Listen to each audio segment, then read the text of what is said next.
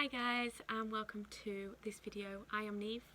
I am an independent online ESOL teacher, and I help other teachers to become independent, how to take those first steps to become independent, to find your own students. Okay, I wanted to explain to you today the difference between working for an online teaching company compared to being an independent ESOL teacher.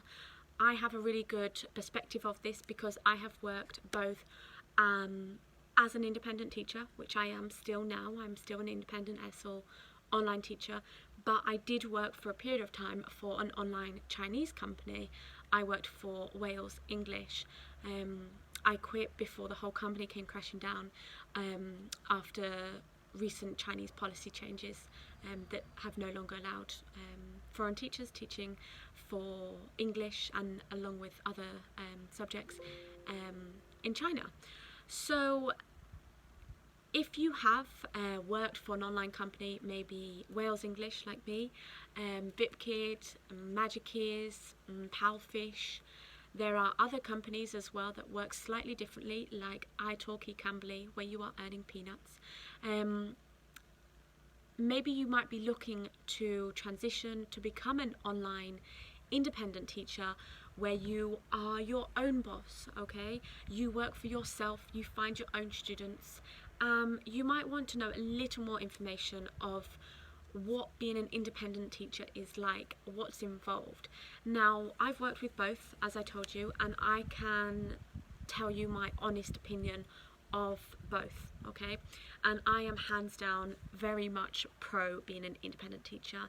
It is so great. Okay, if you don't know, perhaps you do, if you have worked with an online Chinese company or any company for that matter, you can be fired at any point for very arbitrary and unfair reasons. Okay, literally overnight.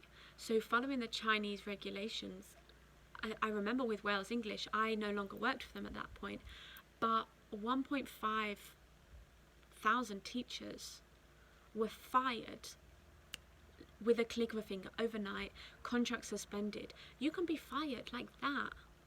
What? You have no safety security. You have this contract and, oh well, the contract, it exists. No, it doesn't, because your contract's suspended like that.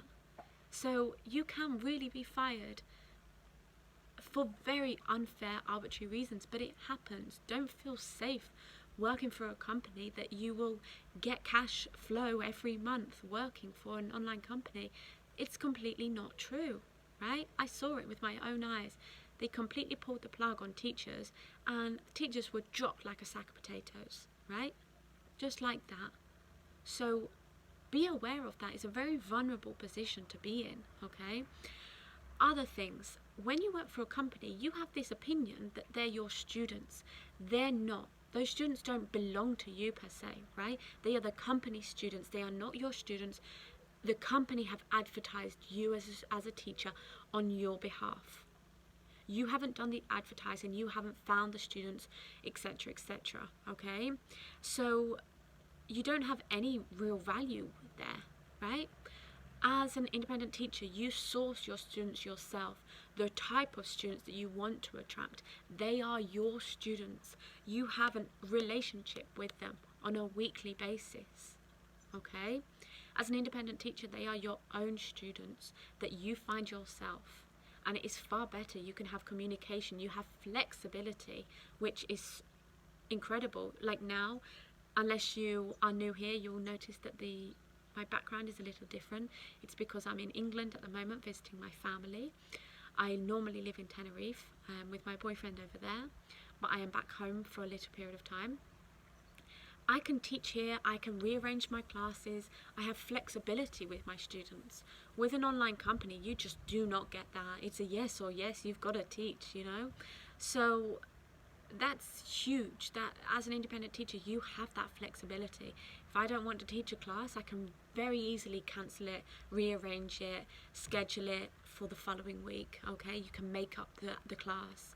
You have an abundance of flexibility, which for me, and I think for most people with families, friends, things that come up, appointments, etc., you want that flexibility, you know. And you don't want to admit to yourself, but when you work for an online company, I did, and you don't have that flexibility at all. You know, it's, yeah. So as an independent teacher, you totally get that.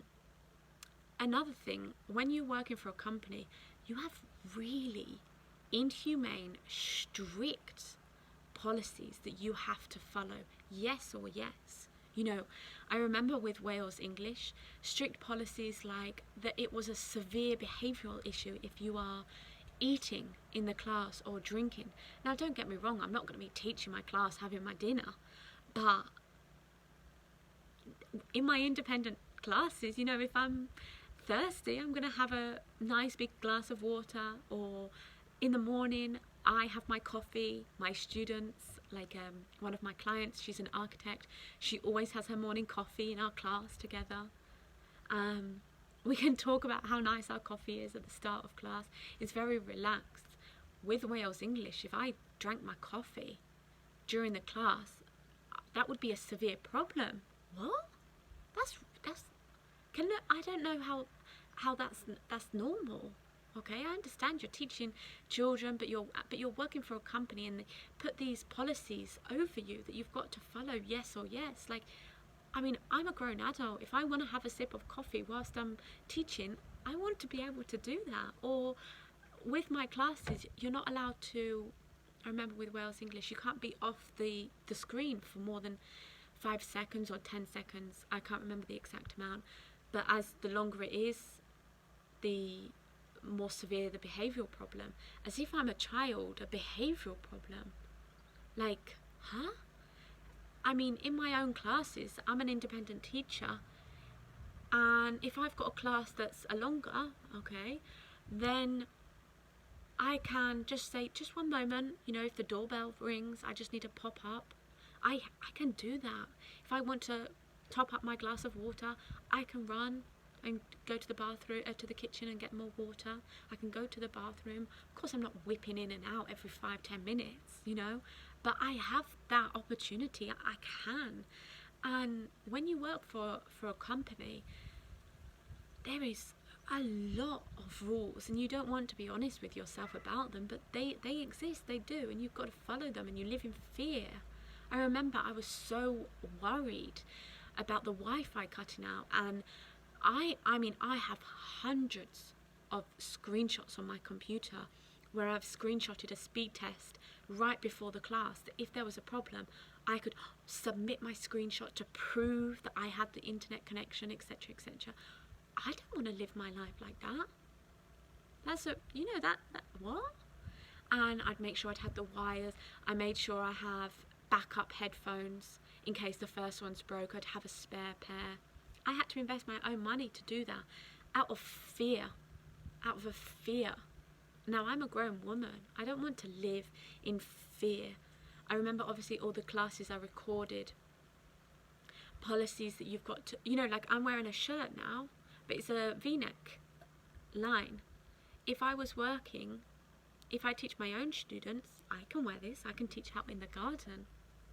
If I worked for Wales now, this would be right up to the top, and my shoulders obviously completely covered. The sunglasses would have to come off, etc., etc. You're not allowed jewellery, piercings. I'm my own person. You are too. You know, you don't want to accept these conditions. They're not, it's not normal, you know. As an independent teacher, these things, you don't have to worry about these things at all. And the last thing I'd like to say on this is that you have no limited satisfaction when you're an online teacher for a company compared to being an independent teacher. Like, the satisfaction I now have with my own business as an independent online teacher is huge. I have so much satisfaction because I've found my own students myself. I've advertised my classes myself. I've set up my own pricing. I've set up my own platform. I've discovered what to teach. I've built all of that myself. They're my own students. I love teaching. I'm sure you love teaching, but I get what I earn. I'm my own boss. I don't have to answer to anyone else. I don't have other people over my shoulder saying whether it was a good class, a bad class, whether I'm being penalised, the scoring I get. I don't need that validation from someone else that that I've got a certain points out of 5 in evaluation for my classes. I'm a good teacher in my independent classes. That's it. They're great. I get good feedback. Okay, cool. But I know that. Okay, when you work for a company, you're constantly on edge in case that class is evaluated, and then you're put on a probation period of 2 weeks where they watch your classes. Okay, and now I'm an independent teacher. That's what I do. I worked with Wales for a period of time. That was about 30% of my income, and 70% of my income came primarily through my own students. The reason I did that is because I want multiple sources of income, so that worked out well. But of course, after a few months, I thought, hang on a minute, not quite, doesn't quite sit right with me. So yeah, essentially what I want to say here is that if you are considering taking that leap, taking that step forward, becoming an independent online ESOL teacher, do it, go for it, okay? But you have to know how to do it. At the beginning, for me, as an independent teacher, I made a lot of errors, trial and error, made a lot of mistakes. I'm here to help you. I help teachers become independent, how to find your target audience, how to advertise, how to set up pricing, what to teach, how to keep your students on a monthly basis, how to get paid, everything, okay? So if you are new here, you would like to learn more, discover more on how to become an independent online teacher, what I suggest you do is download my free beginner's guide, okay? Well, in fact, I don't think it's still morning now. No, it's not. Download my free beginner's guide, okay?